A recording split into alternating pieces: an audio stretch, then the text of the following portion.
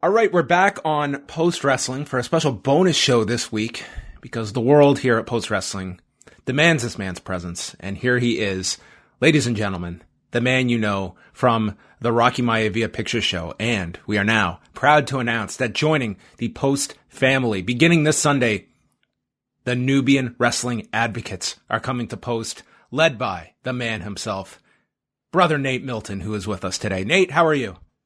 What is going on, Brother Pollock? It is good to be with you. I fear that our good brother Wei Ting is probably still recovering from his visit through the time stream watching Loki this week. But it's all good, brother. I'm glad to be back with you, man, and chatting about everything going on in this crazy world of pro wrestling. And also, like you said, to bring the good news to the people that the Nubian Wrestling Advocates are now officially Team Post.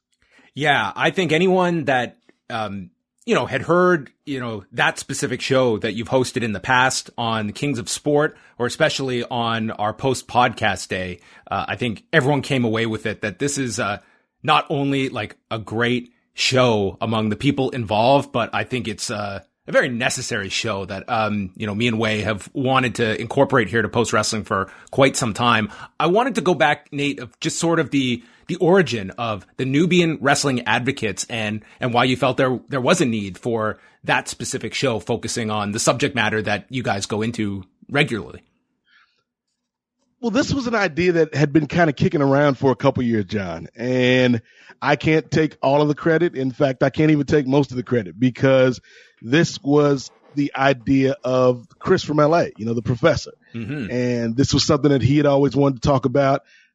He had read this book, called Pro Wrestling's Black Stars, which was basically like a who's who of black wrestlers over the years, written by the late Dr. Julian Shabazz. Yes. And it just kind of started with Kris wanting to do a show with me and him talking to Dr. Shabazz. And then out of that idea, he was like, we could do more with this. And so, we kind of kicked it around, and you know how it goes, John, when you're planning something. Like you make plans, but those plans never seem to come to fruition until it's the right time. And that right time was, a couple years ago when the ACH Jordan Miles t-shirt situation came about. Yes. And just how the wrestling, world and the media in that world were talking about that issue. And a lot of the voices talking about Jordan Miles complaints didn't look like Jordan Miles. Mm-hmm. And so Kris was like, I think this is our time. And so, we kind of started it up over at the Kings of Sport Patreon, and, people seemed to dig it, at least the people that were listening at the time. And then when, you approached me and Andrew about post podcast day, we're like, what could we do? And then it just clicked. It's like, it would be cool if we could, bring an episode of the NWA podcast to the larger post wrestling audience. And that audience really received, what we were talking about that day. So, it just kind of all fell into place after that, John. Have you found, especially among your friends within wrestling, that, over this last year, it just seems like there have been so many stories within wrestling and outside of wrestling that the outside world has somewhat permeated in, and these discussions are happening a lot more, that there is more kind of critical thought to a lot of different elements of professional wrestling that have extended from people's kind of worldviews and happenings over the past year or so. Absolutely. And I mentioned Loki and the MCU earlier, and, you can love a thing, but still be critical of that thing and still want the thing to be better. And so just in the same way that, a film critic would look at a film and say, this is great entertainment, but here are some things that you might want to think about. I feel like so many black wrestling fans, and not just black wrestling fans, John, but, Latino wrestling fans, Asian wrestling fans, LGBTQ wrestling fans, right? Like female wrestling fans, particularly when you talk about the speaking out movement. Like, I feel like this has been a moment over the past couple years within pro wrestling where a lot of things that were just kind of accepted, and just kind of shrugged at, people have lost the tolerance for that. And so I feel like one of the best ways to kind of fix these issues or get people to deal with these issues is to talk about it. And so that's kind of what the podcast is, John. It's just a conversation from folks that might have a different perspective about the same thing. You know, we're all watching the same thing, but somebody can see it through a different life experience lens.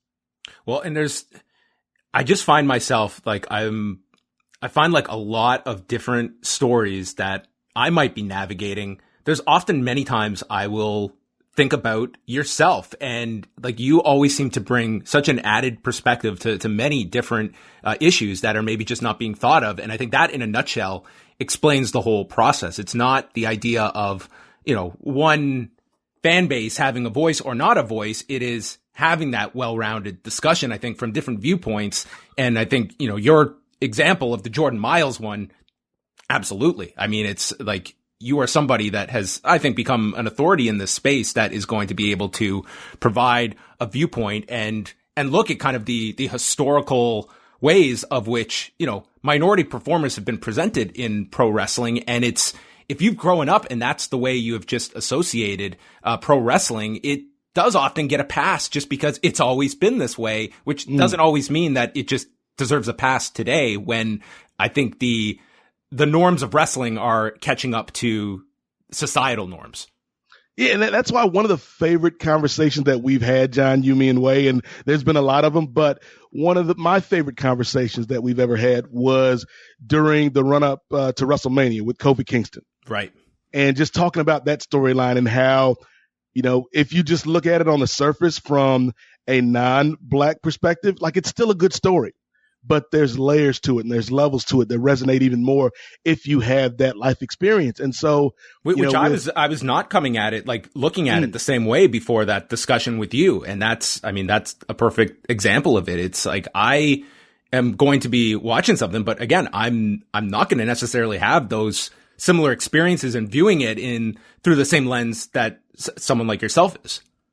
Yeah. And so for me, like, it's not about, you know, not listening to a voice like yours or listening to a voice like Wade Keller or Dave Meltzer. Like, I feel like all of these voices are important, but also, you know, we need more Black voices. We need more Latino voices, Asian voices, female voices, LGBTQ voices, because we all, you know, enjoy this thing to varying degrees. We all, you know, interact with this product and with this business. And so to me, like, if you're only hearing like the straight white male perspective of this business, then you're limiting yourself to experiences that so many other people have with this thing.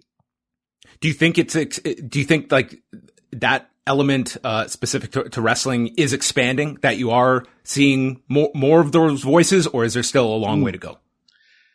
I mean, we've come a ways, John, and I look at the, you know, wrestling media the same way I look at sports media, you know, because that's another world that I've, you know, operated in. And you see, like, progress is happening, but it takes time. And so, you know, that's why I always, you know, make a point to, and I know you don't want me to say it, but I always make a point to big up you and Way, because there are a lot of people who have platforms that are not generous with the platforms.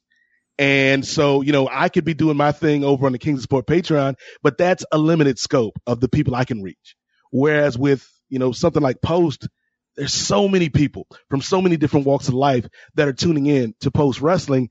And with the NWA podcast being a part of it now, that's a lot more people that can hear my perspective or Kris's perspective or Andrew Thompson's perspective or, you know, people like that. And so, you know, when I hear Rich Fan on the Torch or, you know, Cam on the Torch and just seeing that this thing is getting more diverse, you know, when you guys have Kristen on, you know, I feel like it's getting better, John. Like, it's not where it needs to be, but I definitely think more people are aware that diversity, you know, is good when you're covering things in media. Completely agree. It's interesting that you go back to, like, I found it so interesting, just kind of staying on topic, but going a little off here, to the recent Booker T A&E biography. And of course, one of the most scrutinized elements of that biography was the fact that WrestleMania 19 is omitted.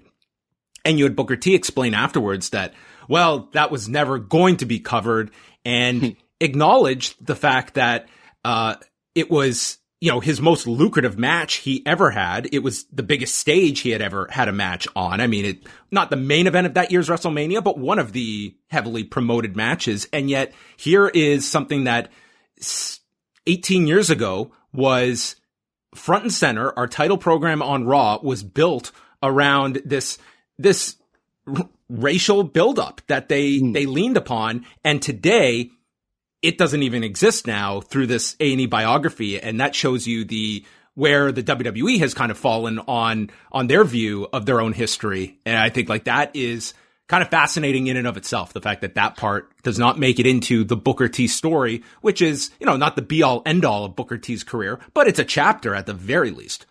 Yeah. And I get where Booker's coming from. I get when Mark Henry was in the company, I get where he was coming from because, you don't want to mess up the bag. And that's something that we talk about on this very first episode of the Nubian Wrestling Advocates, John. One of the listeners sent us a question about Tony Atlas and the Samba Simba character. Mm-hmm. And one of the things we talk about is, that balancing act that so many performers of color have to wrestle with, no pun intended, where how much is my dignity worth, right? Like how much is my pride worth? And if you're a performer that doesn't have a lot of leverage, like I get why, you're going to be out here shucking and jiving on national TV. But the question that we pose on the show is, I'm not so much looking at these performers and pointing the finger at them. I'm looking at who's writing these stories and who's creating these characters and whose lenses that filter through. And ultimately it goes back to Vince McMahon. And so that's a question I don't think a lot of people ask, John, when they watch wrestling, whether it's something racial or whether it's, something as simple as, Shayna Baszler stepping on a baby doll's head, right? Like there's somebody writing these stories. And if we want better from our entertainment, then we need to, ask these questions. Certainly. I think that's, the structure of it is just as interesting. And I would say for performers as well, I mean, this is an industry where, somebody that is, whether it be uncomfortable with a story or presenting alternatives, this is wrestling where somebody voicing that and maybe providing an alternative or explaining like their hesitancy to do something, that can be viewed in two ways. It can be viewed as, oh, here's someone that's very proactive and wants to be part of the process, or someone that becomes quote unquote difficult to work with. And suddenly, like that becomes a stigma that I don't think any wrestler wants to cast upon themselves. And more often than not, it's, I'm just going to do what is told of me. Yeah, just look at a guy like Leo Rush, who just retired. Like, and I'm not saying Leo was completely without fault, but the way that people reacted when, he didn't want to carry people's water or carry people's bags or get people water. And you could say, okay, he's not being a team player or whatever, but that was looked upon as, oh, he's unprofessional. He's a problem. He's a malcontent. And I feel like, John, those kind of labels, being difficult to work with, they often stick more to performers of color, particularly black women.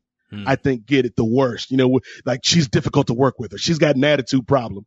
And, it doesn't quite stick that way with the Caucasian performers, and everything is not like, I'm not speaking in absolutes, there's degrees to every individual situation, but it is harder. And I think that that's something that we acknowledge on the program. Like there's a reason, man, why we've only seen but so many black top guys in the WWE.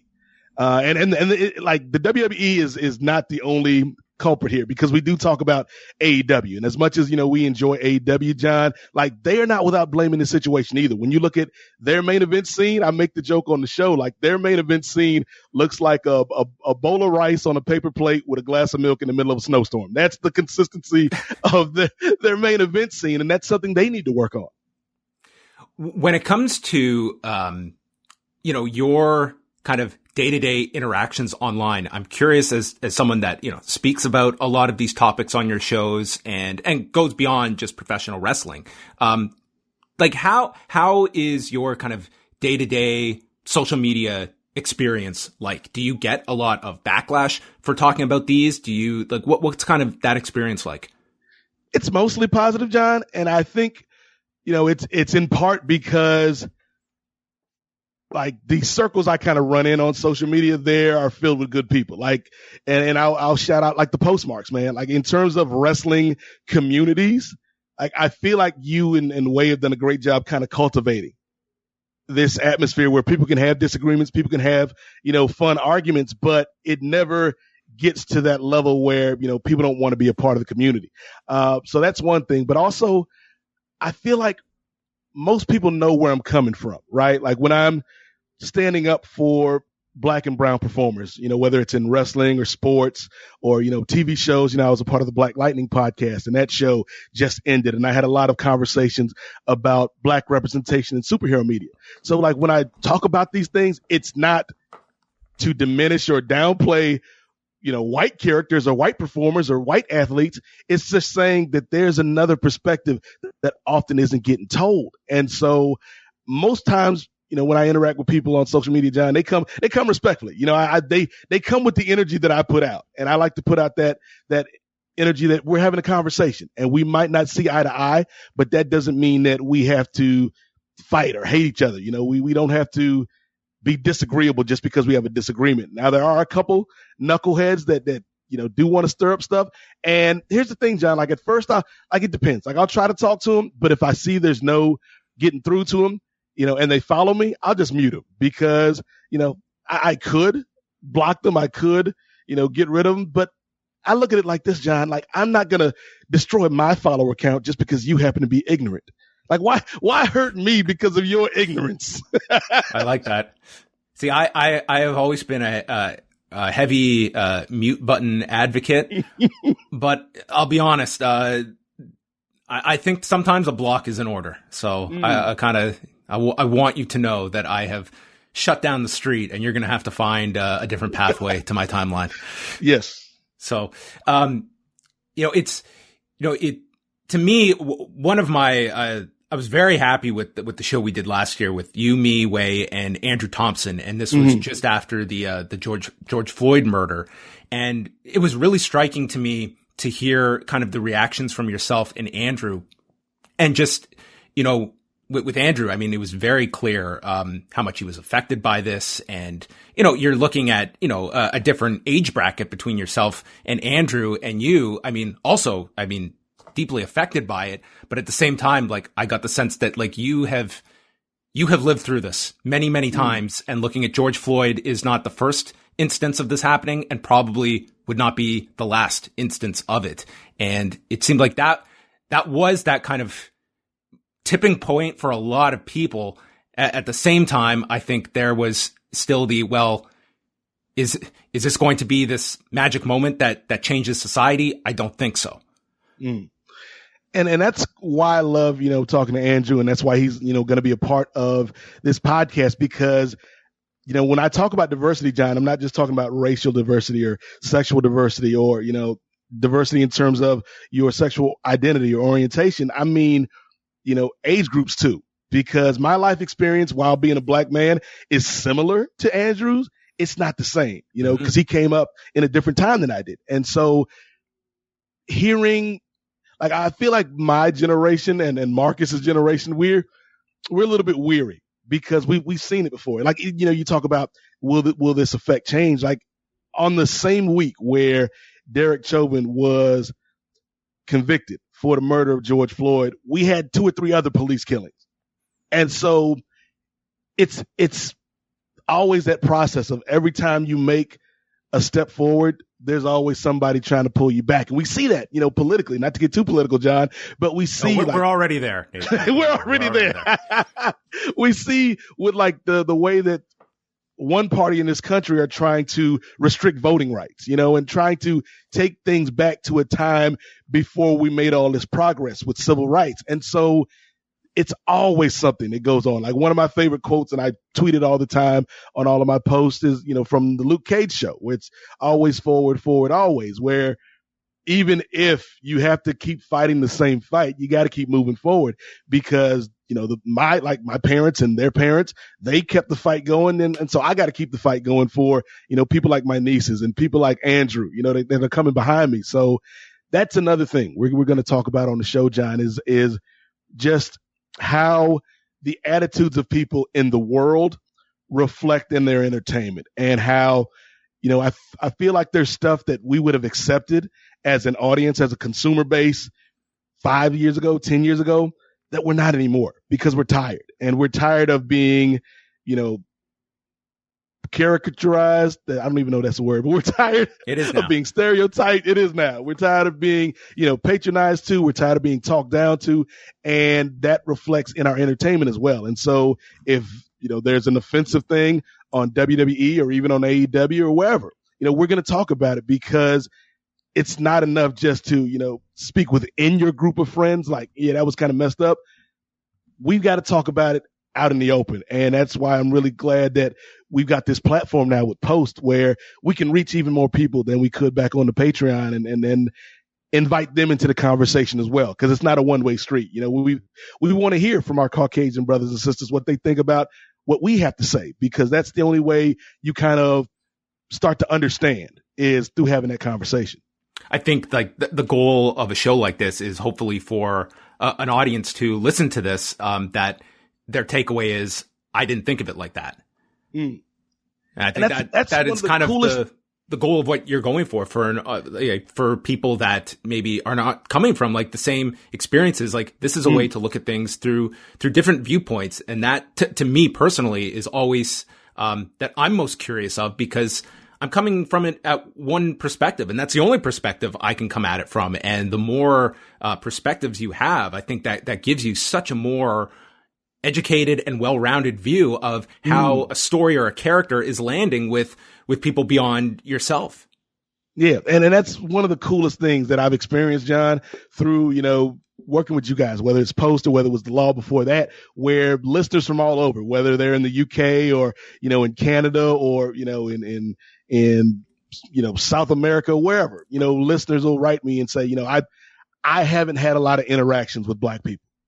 And hearing you talk about these things on these shows opens my eyes to things. And, like I said, like I'm just a regular guy, John Pollock, but I do have a different set of life experiences. And the fact that we all can watch this same thing, but take the different things away from it, I think is part of the beauty of diversity, right? It's not one way is better than the other. It's everything works together. And so that's something I'm really looking forward to. The more we kind of find, because, the show's going to be different. I will say that the show is going to be a little bit different than it was on the Kings of Sport Patreon.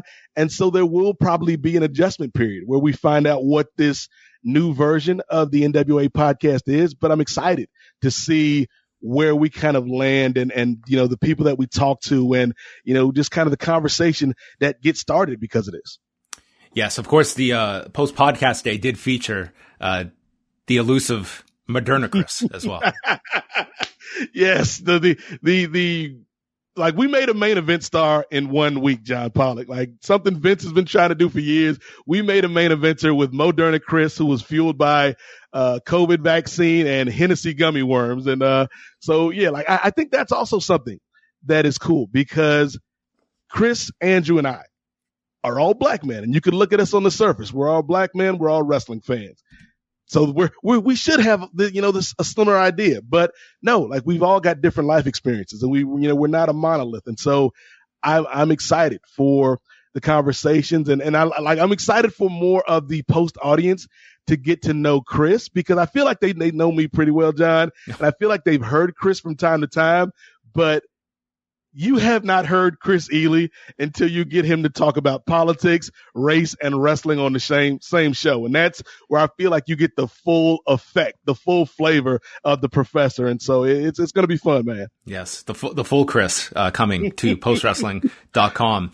A story that, we didn't get to discuss much last week because it happened on a day when, with Dynamite airing on Friday, we didn't do Rewinded Dynamite last Wednesday. And then you had all of the WWE cuts. So this one kind of, I didn't get to talk about, but I wanted to run by you as well. And that was WWE's hiring of Jamie Horowitz, who people might not be familiar with the name, but this was someone who was a high ranking VP at ESPN, pretty much literally had a cup of coffee at the Today Show and then went to Fox, where he stayed until the summer of 2017 and was let go after a series of sexual harassment allegations that the company looked into and let him go. And this is someone that was very much at the forefront of popularizing the current formats that you see on shows like First Take, and that have made superstars out of the likes of Skip Bayless and Stephen A. Smith. And he is coming into the WWE as its executive VP of development and digital, and is also overseeing the WWE studios out of Los Angeles. Is Jamie Horowitz a name that is on your radar, Nate, that you are familiar with?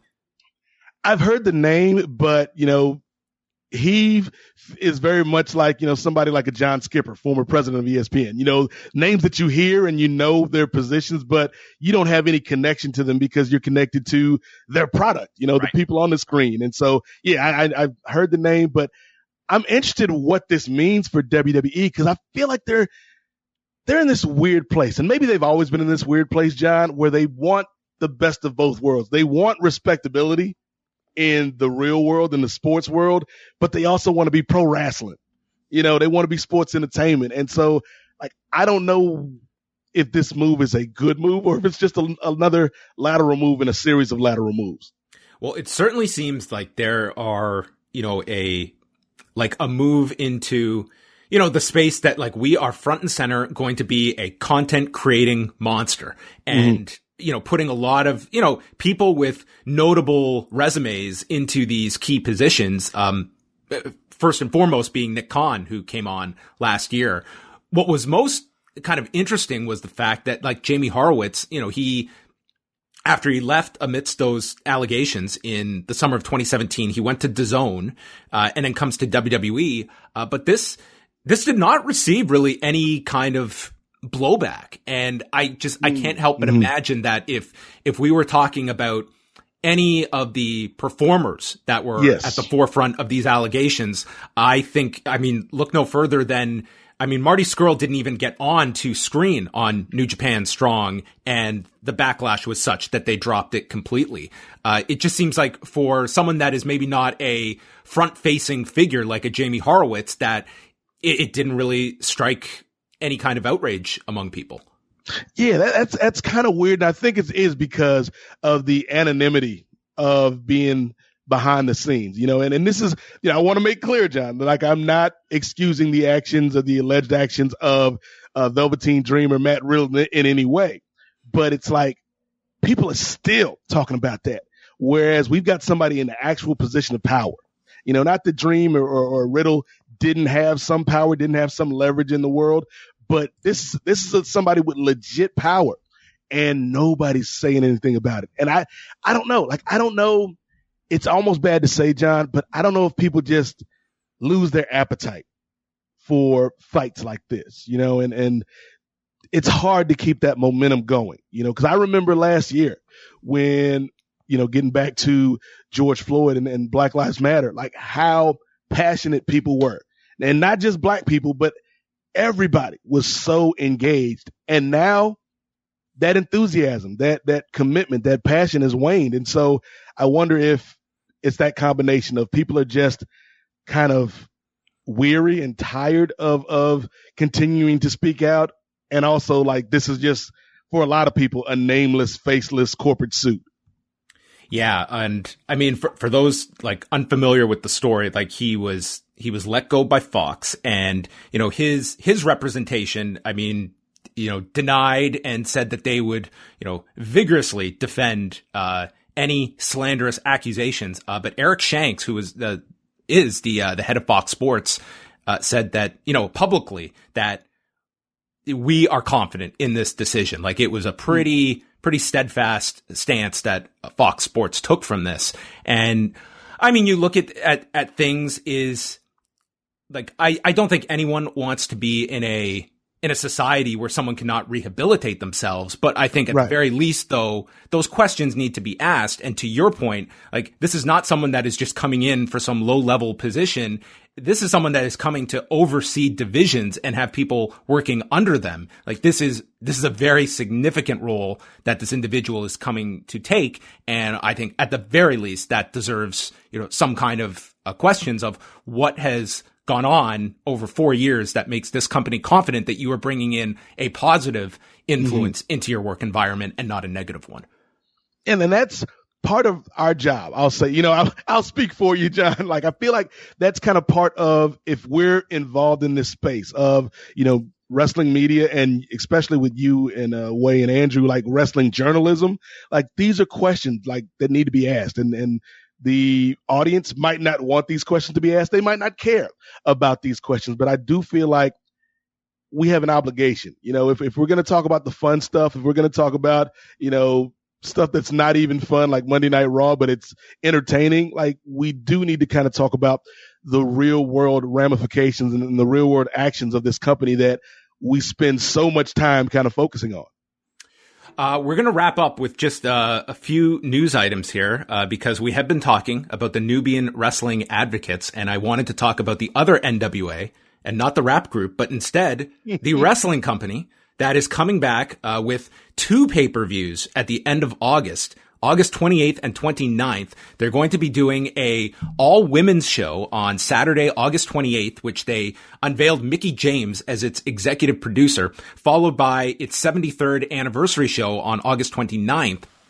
And something really cool is that they're going to be doing the shows from St. Louis at the Chase Plaza Hotel, which was the home of St. Louis wrestling at the Chase for decades. So I thought a really cool location decision. And I guess, Nate, as we look now, like NWA was pre-pandemic, it found like its spot within the wrestling world. And I think since moving from YouTube to Fight, I think they were harmed greatly by the pandemic and their return.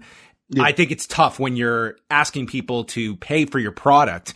And I mean, that goes to, I think I've talked about this before, is kind of the balancing act of how to best utilize YouTube. You're probably going to be leaving a lot on the table because YouTube is going to have so much, you're going to be giving up a lot. Whereas Fight, it's probably a much more advantageous deal, but you're also taking yourself off of the primary stage that I think a lot of your audience was consuming the NWA through. So as we look several months since their return, they're coming off this pay-per-view. I mean, where do you see the NWA? I got to say, man, like I am low key impressed with the NWA, and I'm not speaking of either the Norse god or the deep voiced former Impact performer. Like, I'm low-key impressed, man. Like you said, like the 1-2 punch of kind of dealing with the pandemic and having to shut down for a bit. And also, the resignation of Dave Lagana, right? Like there was a production hole of that was opened up in that company. And the fact that, they were able to kind of get back on their feet. And, speaking of diversity, I kind of think like, nobody, like, I don't want to say nobody's watching, but it certainly doesn't have the eyes of WWE or AEW, but low key, and there's that word again, this is a very diverse roster, man. Like, I like what they put together. Like, I think this all women's show is going to be a very, very unexpected hit. I think that it's something that we got a taste of when the WWE did the Evolution pay-per-view, and that never came back.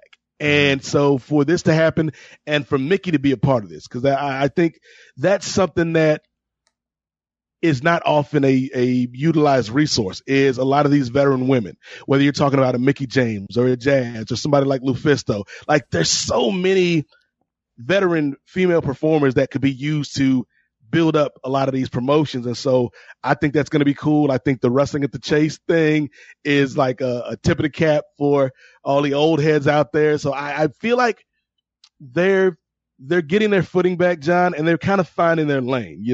Much like the NWA podcast, the NWA promotion has a lane, right? Like, it's not going to be for everybody, but I think the people that dig it and latch onto it are really going to enjoy it.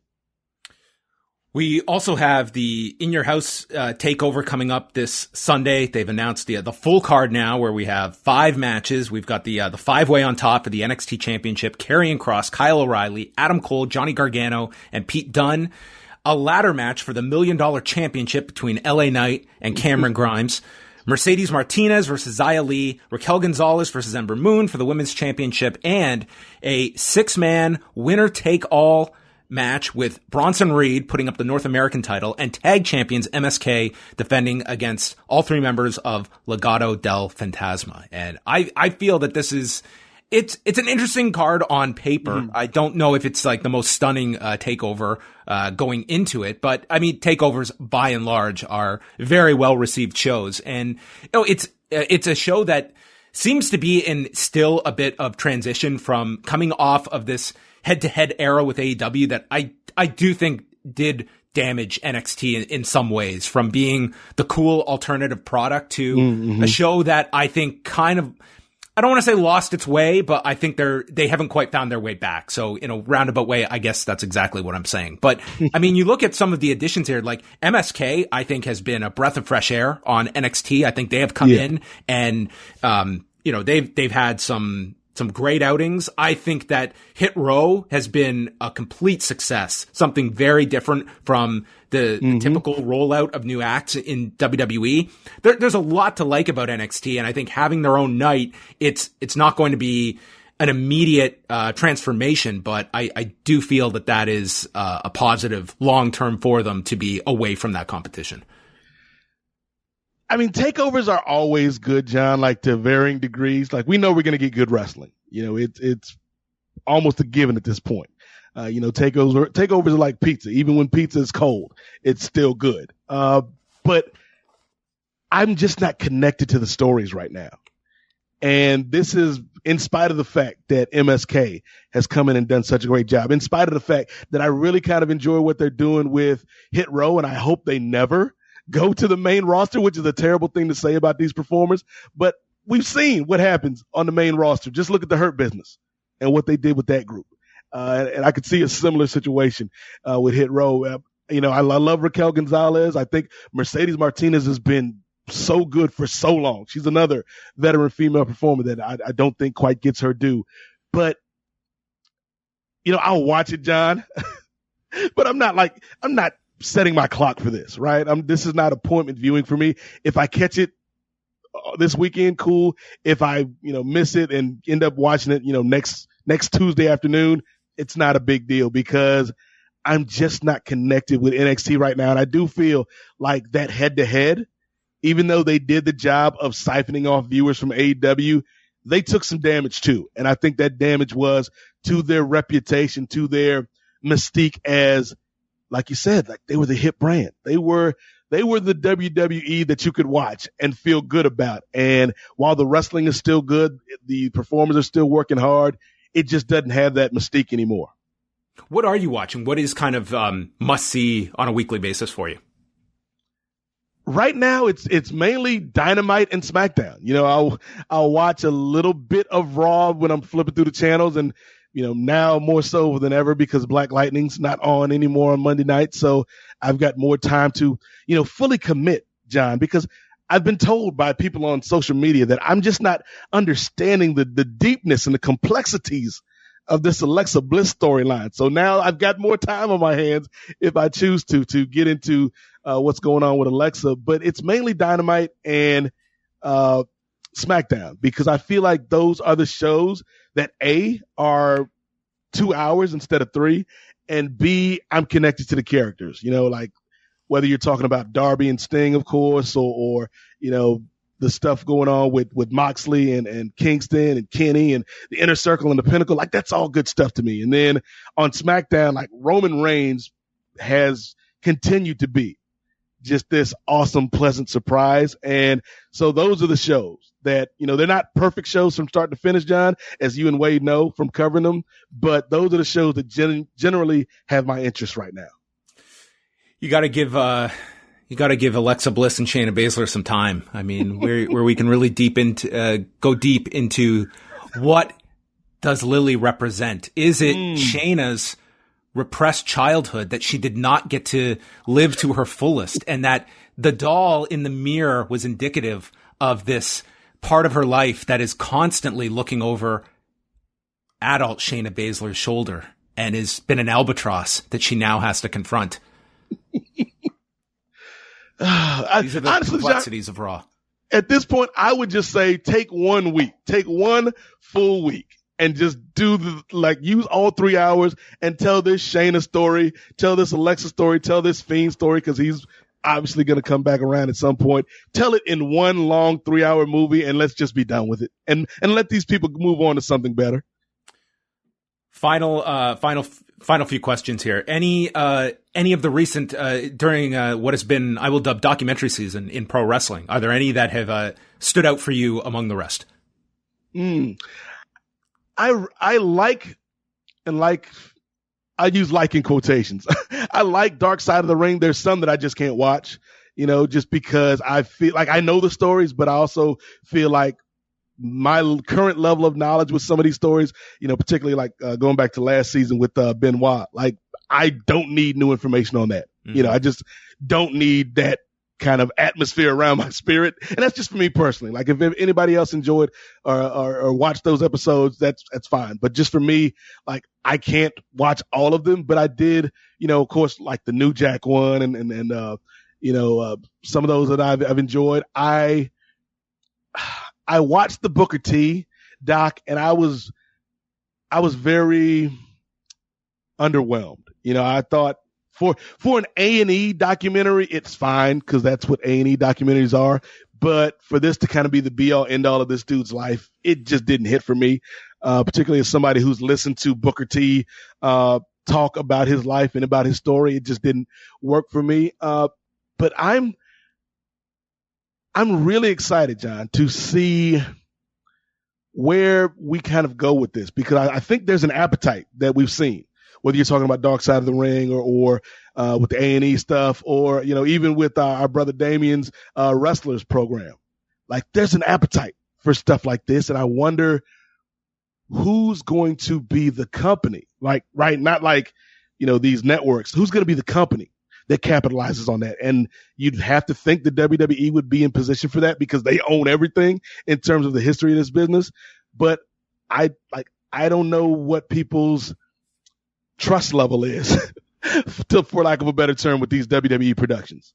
Well, yeah, I think that the A&E biographies, you can kind of see the template, and this is going to be, to me, it's just the appetite of this upcoming, multi-episode series on Vince McMahon that WWE is going to obviously be involved with, in addition to like Bill Simmons as its executive producer. But that will be kind of what this is all building towards. And I'm just curious to see if the strategy is, I think everyone looks at the digital content that WWE has put out on the network for years as some of its strongest stuff. But it's going to, in all fairness, like it's a very limited amount of people that are watching all of these 365s and different 24s. The idea that should we scale this down and we outsource it with our involvement, we have the stories, we have the subject matter, but we sell it out to networks that are looking for biographical, documentary footage and episodes. And instead of putting it in-house on Peacock, we're getting our money for Peacock, and we separate this space with outside deals with your A&Es and such that, the numbers were good for these A&E biographies. It would not surprise me at all if we get another run of them. But if they kind of look at the documentary genre as something that we're going to sell outside instead of just keep it in-house. Everybody wants their last dance, John. You came on the Kings of Sport last year and we talked about that Michael Jordan documentary. Everybody wants that. We've got a Tom Brady 9-10 part documentary coming up that I'm sure is going to be boring and bland. We got this Vince McMahon series that's going to come out and I'm sure it's going to be less than factual, but I don't know if people are going to get that return on the investment that we did with Jordan, because the Jordan doc, not only was it about this team that still had all of this cultural resonance and significance, but it was right at the time where we were running out of things to watch, during the first wave of the pandemic. And it just was the perfect content at the perfect time. Whereas, sure, I'm sure people will watch this Tom Brady thing. I'm sure people will watch this Vince McMahon thing, but I doubt it'll have that same kind of impact that The Last Dance did. And what do I have in store for the remainder of The Wire? I'm getting down to The Wire. I'm almost done season 4. Give me a preview of season 5. Oh, The Wire, man. It's so, all I'm going to say, John, is if you come at the king, you best not miss. Like, oh my goodness. So The Wire is so good, man. And I feel like there was this time period where we had Oz, we had The Wire, and we had Homicide: Life on the Streets, which is a show not a lot of people give props to, but it was always one of my favorites. And, you know, it's got the same Baltimore grittiness as The Wire does. So I'm not going to spoil anything for you, John Pollock. I'm just going to say, like, The Wire has earned the reputation that it has amongst TV critics. You know, all praise for, you know, your Stringer Bells, your Marlows. But as I get deeper into this series, Avon, I mean, this series for me, it kind of begins and ends with Snoop. And then there's everyone else. One of the greatest characters in television history is all I will say. Yeah, The Wire. If you haven't watched The Wire, if you're listening and you haven't watched The Wire, I know it's one of those shows that people tell you, like, you got to watch The Wire. And yes, you know, you might not believe them, but believe them because it is so good. And like, we're still like at the tail end of the pandemic, but we're still in the pandemic. So, you know, if you got some free time, now would be a good time to start The Wire before things get back to normal or some sense of normal. And why not add the Nubian Wrestling Advocates to your must-listen to list every single month here at postwrestling.com. It kicks off this Sunday, and give us a tease, Nate. What can we expect on the first show of the new era? Are you going to come out at the beginning of the show and strip everyone of their titles, and suddenly you're going to be assembling the new blood, and we'll have an impromptu feud with the Millionaires Club? What is going to happen on this new era? Well, I mean, now you're spoiling things, John Pollock, because that's exactly what we do in the first episode of the NWA podcast on Post Wrestling. I'd come out and listen, bro. We got the Millionaires Club, and, you know, we're starting this feud with Davey and Braden for some reason, and so it's all connected. But no, I promise there are no members of the Millionaires Club at Post Wrestling, but we can hope. Someday, John, put it out there. But I think that people are going to really enjoy this first episode because what we do is, you know, we've kind of reformatted it because we also, on the old show on the Patreon, like, we could go for hours and hours. But, you know, we're trying to keep things in that 60 to 90 minute range here on Post. And so we've got a few categories. You know, we talk about just kind of the current state of BIPOC performers in the wrestling world. We talk about, you know, just kind of our experiences as wrestling fans. And, you know, we play a fun little game, which I think people will enjoy, where we take various influential figures in the wrestling world and decide if they're going to get invited to the NWA podcast cookout. And spoiler alert, Terry Bollea is not invited. And so it's a lot of fun, but it's also a lot of good, deep conversations. We answer a bit of listener feedback. We did get a piece of feedback, so we answered that on the show. And we've got some great guests. You know, our first guests on the show, joining me and Kris and Andrew, who's, you know, doing our news segment on the program. We have Rich Fan from Pro Wrestling Torch and Sister Maria from the Sisters with Sabres podcast, who was supposed to join us for Post Podcast Day, but unfortunately had a scheduling conflict. So she is making her official debut. Like she's Eva Marie. We've just done a series of vignettes with her, but now she's getting to make her debut, John. Well, the NWA Lution begins on Sunday. It'll be a monthly show here at postwrestling.com. All of us are looking forward to it, so catch it this Sunday. Nate, it's always a pleasure to catch up with you and chat. Oh, real quick, John, because I did want to make sure we got this point out, because I know while a lot of people are probably going to be excited for this show, there's probably some people who are going to feel like disappointed that we're hitting the pause button on the Rocky Maivia picture show. Right. And so I just wanted to let them know, like, the show is not over, you know, Rocky Maivia picture show. We're just kind of taking a break because honestly, it just got a little labor intensive, with booking guests and all that, in the middle of these uncertain times. And so, yeah, like I still love that show. I still love talking about Dwayne Johnson in these movies. And, so that show is not done. It's just going on hiatus. And, who knows, from time to time, we might pop in with a periodic episode. But for the time being going forward, our focus is on the Nubian Wrestling Advocates. And, we hope you guys enjoy, the ride we're going to take you on. Give this man a follow on Twitter, N8, MOZAIK. And, quickly, Nate, just some of the other shows that people can check out, including the very popular Kings of Sport, one of my favorites. Yes, thank you, brother. You can check out the Kings of Sport. Myself and Marcus Vanderberg been doing the show since 2013. John and Way have been on the show numerous times, normally around our anniversary episode. And now all these archives are popping up in my feed from 8 years ago. Yes. Now we've got, on the Patreon, patreon.com/the Kings of Sport.